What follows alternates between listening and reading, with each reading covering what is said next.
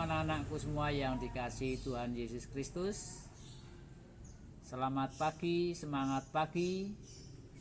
Saya berharap semua dalam keadaan baik, dalam keadaan sehat, dan semangat di dalam Tuhan Yesus Kristus. Mari kita bersama-sama mengawali tahun ajaran baru, tahun pelajaran 2020-2021. Sebelumnya kita mohon pertolongan dan kekuatan dari Tuhan di dalam doa. Mari kita berdoa bersama. Yesus, Juru Selamat kami yang maha baik, yang menjadi kekuatan dan sumber pertolongan kami. Kami hadir di dalam nama-Mu Tuhan. Kami bersama-sama mengucap syukur dan terima kasih.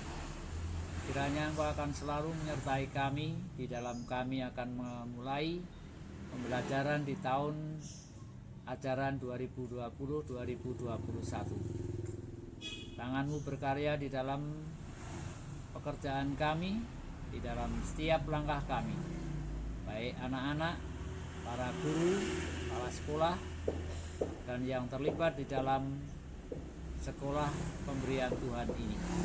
Dalam nama Tuhan Yesus kami berdoa dan mengucap syukur. Amin.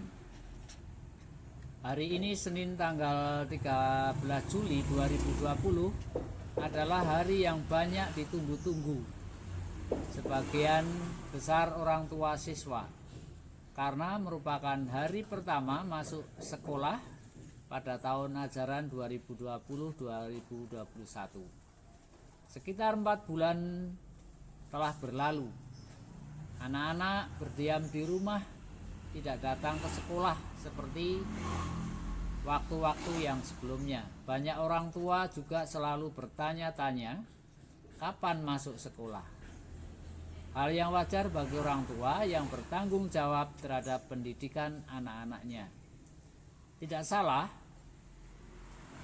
dalam sejarah peradaban manusia baru sekali ini mengalami peristiwa yang luar biasa seperti ini, yaitu adanya pandemi COVID-19. Kita semua tahu apa yang telah dan sedang terjadi saat ini, dari media sosial maupun media cetak dan sebagainya. Anak-anakku yang terkasih, biasanya sesuatu yang baru itu menarik, menumbuhkan keingintahuan, semangat orang. Barang baru, kedudukan baru, suasana baru, model baru, dan sebagainya. Bagi anak-anak, naik kelas baru menimbulkan semangat baru, keinginan baru, seragam baru, sepatu baru, tas baru, suasana baru, buku baru, teman baru, mungkin juga ada guru yang baru.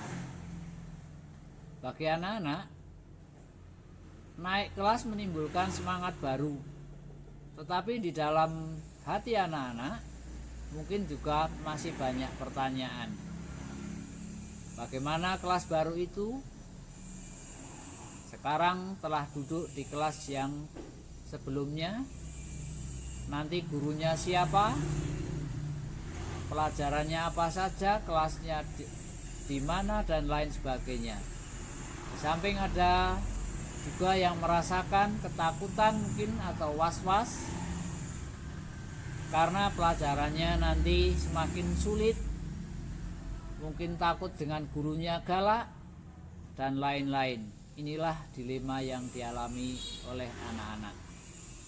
Kita berada dalam tahap new normal atau kenormalan baru atau kelaziman baru.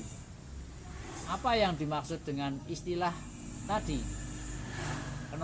Kenormalan baru secara sederhana dapat diterjemahkan sebagai tatanan baru dalam kita menghadapi pandemi COVID-19. Dengan tatanan, kebiasaan atau perilaku yang bersumber dari adaptasi untuk hidup secara sehat, bersih menghadapi pandemi. tidak seperti biasanya kita telah lakukan. Antara lain untuk hidup bersih, memakai masker, menjaga jarak dalam aktivitas, tidak berkumpul dengan banyak orang dan sebagainya. Dari firman Tuhan Yesaya 43 ayat 19, demikian bunyinya. Lihat, aku hendak membuat sesuatu yang baru, yang sekarang sudah tumbuh. Belumkah kamu mengetahuinya? Ya, aku hendak membuat jalan di padang gurun dan sungai-sungai di padang belantara. Sejujurnya bahwa manusia tidak suka perubahan, apalagi yang tidak sesuai dengan kehendak hati kita atau apa yang ada di dalam pikiran kita.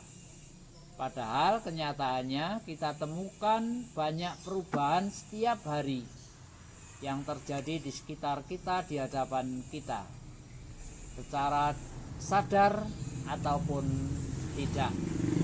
Sesungguhnya tanpa perubahan kita tidak akan menemukan hal-hal baru di dalam hidup kita. Hidup kita menjadi statis. Kita lupa bahwa hidup adalah dinamis, selalu berubah, apalagi di era modern ini. Lepas benar atau salah, jika kita melihat orang lain mengalami perubahan baru di dalam hidupnya, hati kita merasa tidak senang, merasa iri, merasa cemburu.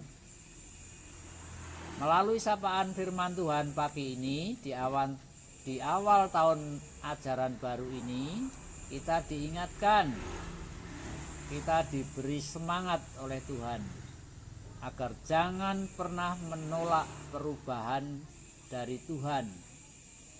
Tuhan memberi kepercayaan, tugas untuk melakukan pembaruan, sekalipun menyebabkan perubahan yang tidak kita angankan atau distorsi. Melakukan sesuatu yang lain dari kebiasaan adalah perubahan. Mari kita lakukan perubahan di dalam ketaatan. Sesuatu akan terjadi menurut rancangan Tuhan dalam hidup kita. Jangan menentang. Ingat pesan Bapak Wali Kota, podo manuto. Semangat, tetap sehat. Amin.